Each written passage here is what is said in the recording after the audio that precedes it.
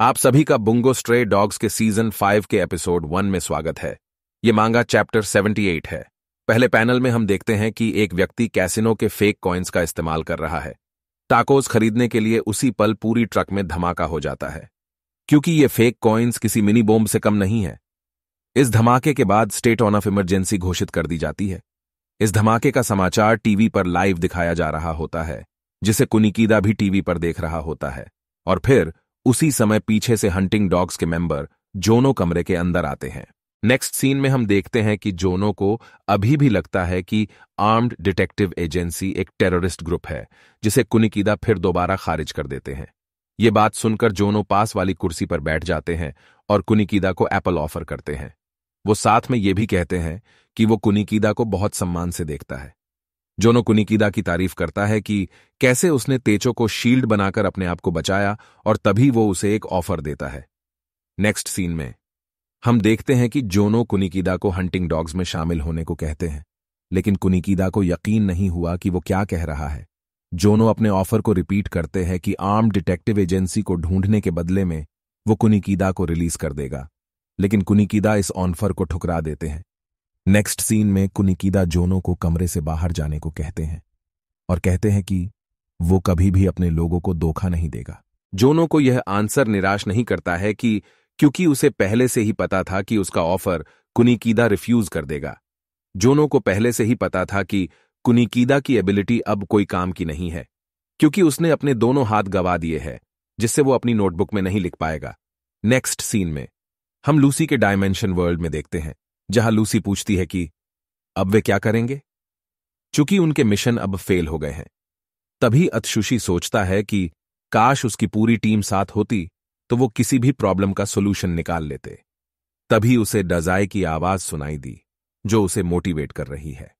लेकिन आत्सुशी को ये आवाज कहां से आ रही है, इसका उत्तर उसके पास नहीं है।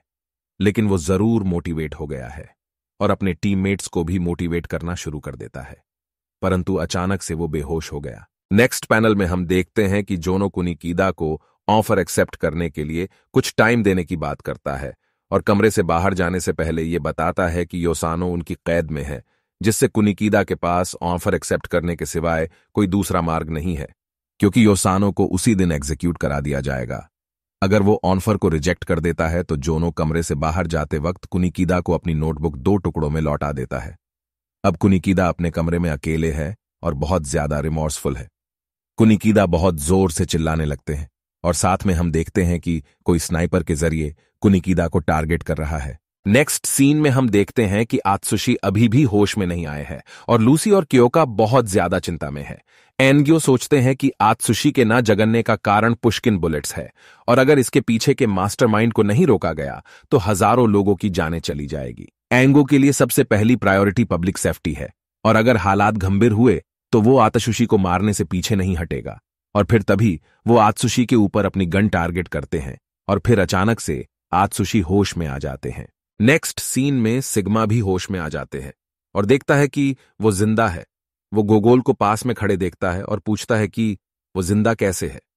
गोगोल उत्तर देते हैं कि उसने अपने स्पेशल एबिलिटी से उसकी जान बचाई और उसके सीने से निकल रहे खून को भी वापस शरीर में भेज दिया।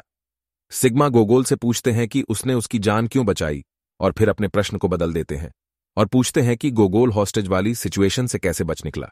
गोगोल उत्तर देते हैं कि उसने अपने एबिलिटी से एक इल्यूजन बनाया, जिससे ये लगा कि वो मर गया है। सिग्मा पूछते हैं कि उसने ये नाटक क्यों किया, अगर ओरिजिनल प्लान में उसे सच्ची में मरना था तो। गोगोल कहते हैं पहले उनका सही मायने में मरने का प्लान था, since no one understood his motive of proving the existence of true free will। तभी उसे डोस्टोएव्स्की की बात याद आई, जो उसे अच्छी तरह से समझता था, और वो उसे एक सच्चे दोस्त की तरह मानता था। जब गोगोल को यह बात याद आई तो उसने सोचा कि अगर वो अपने सच्चे दोस्त को मार देता है तो वो सही मायने में फीलिंग्स नाम की बंधन से मुक्त हो जाएगा और हमेशा के लिए आजाद रहेगा। गोगोल सिग्मा को दोषकुन की एबिलिटी जानने को कहते हैं ताकि वो उसे मार सके। यह बात सुनकर सिग्मा बहुत सरप्राइज्ड हो जाते हैं। नेक्स्ट सीन में हम देखते हैं आत्सुशी एनगो को बताते हैं कि उसे पेज की लोकेशन पता चल गई है।